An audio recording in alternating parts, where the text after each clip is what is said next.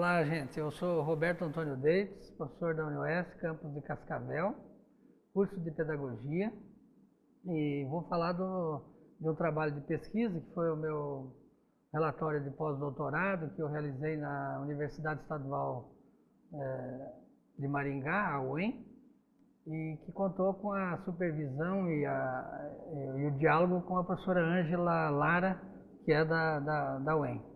Nesse trabalho de relatório de pós-doutorado, eu continuei fazendo um pouco daquilo que eu já vinha fazendo desde a conclusão da pesquisa do mestrado. Foi analisar a política educacional do Paraná.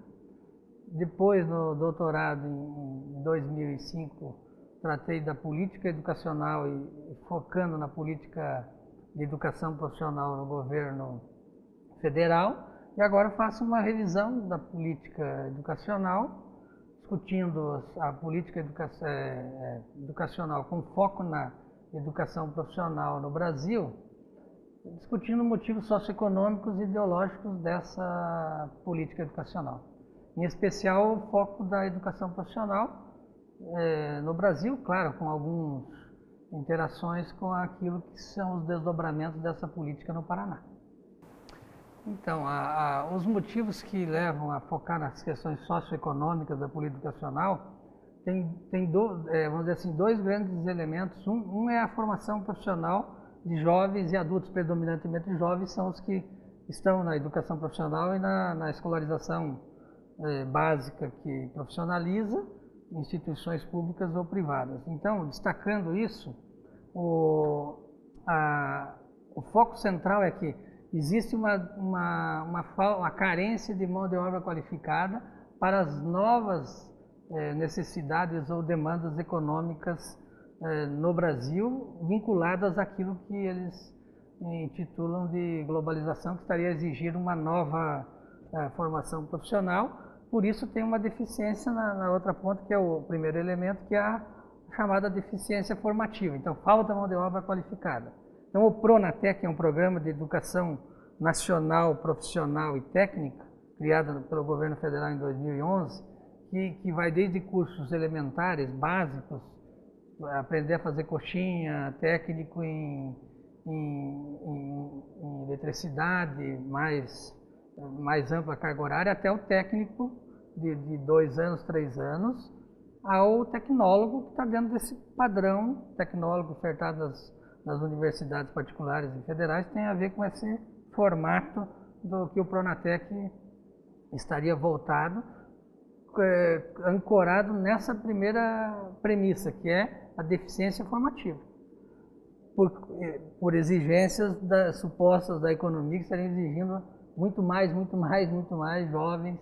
E aí, nessa questão que ancoram as justificativas ideológicas, se nós pegarmos nesses últimos anos a juventude brasileira, que vai mais ou menos pela legislação federal e o Estatuto da Juventude, entre 17 a 29 anos, porque eles estenderam o que eles chamam de jovens, vai de 17, adolescentes antes de 17 até 14, 15. Então tem uma formatação legal, de localização disso. De 17 a 29, nós temos 52 milhões de jovens no Brasil, pelas estatísticas do IBGE que são as estatísticas oficiais. No mínimo, metade desses estão desempregados. Outra metade daqueles que teriam que ter ensino médio, metade deles, no mínimo, não tem ensino médio. Então, em uma parte não tem nem ensino médio concluído e nem emprego. Então, o quadro da situação, vamos dizer assim, de formação profissional e de possibilidade de emprego, de condições de trabalho, para a suposta economia que estaria exigindo novas qualificações, que na verdade são questionáveis, por isso são ideológicas. Parece que não estão bem definidas. A realidade está mostrando que existe um agravamento, infelizmente nesse momento mais ainda, de que cada 4 jovens, 3 ou 2,5 estão, assim, no universo, 3 estariam desempregados. Na verdade, essa é uma questão socioeconômica ideológica da função do Pronatec no conjunto da política educacional brasileira para a formação profissional ou a educação profissional. Na verdade, ele se propõe a superar essa deficiência formativa, mas as condições efetivas de operacionalização, seja na política pública, por exemplo, a expansão da política pública de educação profissional, seja nas instituições federais, instituições estaduais ou mesmo que tem alguma vinculação municipal, são poucas, ou vinculada com a distribuição de recursos para o setor privado realizar aquela formação profissional, especificamente no setor público ela não se expandiu tanto quanto no setor privado. Então, se a gente pegar 20 bilhões que estão previstos só do Pronatec, 70% será controlado e retido pelas instituições privadas, e dessas instituições privadas, 70% delas que vão reter o dinheiro, e 70% desse dinheiro, dos 20 bilhões hoje, que já foram investidos desde 2011, só o Sistema S, que é a Senai, SESC, a Confederação da Indústria, CNI, etc., que são o Sistema S, SESC, Senai, etc., só ele sozinho detém o controle de 70% de todos os recursos para eles.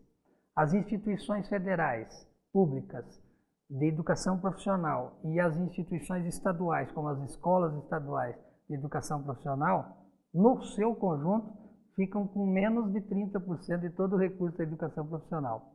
Ao mesmo tempo, dados do IBGE, do IPEA e de outras instituições de pesquisa independentes, institutos ou organizações, estão mostrando que aqueles jovens e adultos que foram qualificados nas instituições públicas e nas instituições privadas, mesmo aqueles vinculados prioritariamente ao Pronatec, que são milhões de matrículas, já ultrapassa 8 milhões de matrículas realizadas, a maioria deles, 70%, continua desempregado. Então, a deficiência formativa seria, efetivamente, a formação seria o argumento? Não. O problema central econômico da formação não está na formação em si, estaria nas condições econômicas da economia nacional e da relação dela de dependência e de pagamento de dívida, etc., com a economia mundial, da acumulação, né? Então, essas coisas estão relacionadas, por isso às vezes ela cumpre uma função prática de profissionalizar, mas ela não dá conta porque são outras condições que levam a jovens ficarem desempregados mesmo tendo a formação preliminar, que seria uma formação provisória, ou mais técnica, ou mais elevada seria o tecnólogo. E aí isso vai recair nas condições da produção. Uma só para visualizar esse quadro. Nos últimos 10 anos, jovens e adultos qualificados nos setores produtivos nacionais, seja da indústria a serviços, tecnólogos e tudo mais. Da produção base da indústria à produção mais elevada tecnologicamente, né? Desde a agricultura até passando pela indústria aos mais elevados laboratórios de produção, de tecnologia, de remédio e tudo mais. Os profissionais, isso são dados do IPEA e de pesquisas internacionais, que o IPEA é um instituto de pesquisa econômica aplicada, que é vinculado ao Ministério do Planejamento no Brasil, hoje. Ele faz um quadro disso que eu utilizo na pesquisa. 20% de todos os postos de trabalho, em todos os setores, que exigem alta qualificação profissional, superior ou até pós-doutorado, esses setores precisam só de 20% da mão de obra com alta qualificação. E menos da metade com média qualificação. E o restante da sua estrutura não precisaria nenhuma, necessariamente, qualificação. E aí, se você compara salários com escolarização, que veio aumentando lentamente, escolarização e a qualificação dos trabalhadores, mas se aqueles postos, seja em todos os setores, exigem no máximo para que ele funcione, até o mais elevado laboratório de ciência, de pesquisa, precisa só no máximo 20% de altamente qualificado, e os médios são mais 30%, e o restante não precisaria necessariamente saber mais que os códigos elementares. Então, parece que a economia mostra, e o desenvolvimento da produção, uma coisa, e as políticas educacionais e sociais são ditas para resolver uma coisa que não se resolve na base, que é a base econômica e social. Nós temos uma crise na base econômica e social brasileira. Então, quais são aquilo que nós podemos dizer de uma síntese disso?